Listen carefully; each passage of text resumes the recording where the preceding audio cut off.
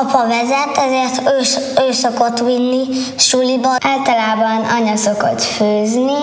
Dolgozik kozmetikus. Nálunk senki se szeret mosogatni, mert az kicsit uncsi is. Ezért anya szokott mosogatni. Apával legózunk. Sokszor szokott telefonozni, mert ugye neki az a munkája. Túl sok a sennyes, akkor kimossa a juhákat, aztán főzi nekünk a vacsorát.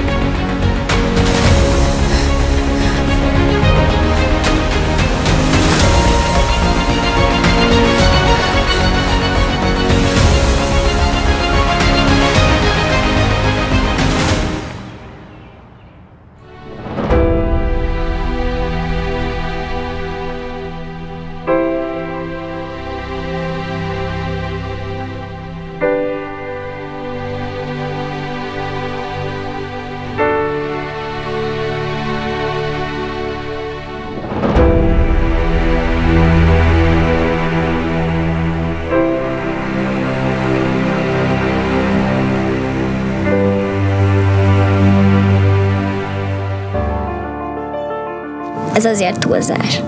Nem örülök neki, hogy így neki nehezebb volt. Mikor megláttam a plusz feladatokat, akkor átnéztem a másik oldalra, hogy ott biztos van-e, és akkor azt láttam, hát jó. Hát szerintem azért tettetek nekem több feladatokat, mert a lányok többet dolgoztak, mint a fiúk. Mert otthon ugye ők szoktak takarítani, meg ők csinálják a házi munkát, és akkor itt is igazából. Anyunak is nehezebb a pálya.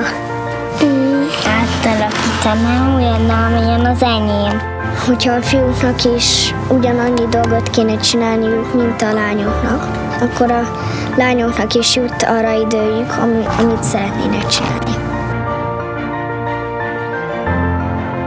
A fiúnak is kellene, de hát nekem is kellett volna valamilyen plusz dolgot berakni oda, hogy egyenlőek legyenek az esélyek.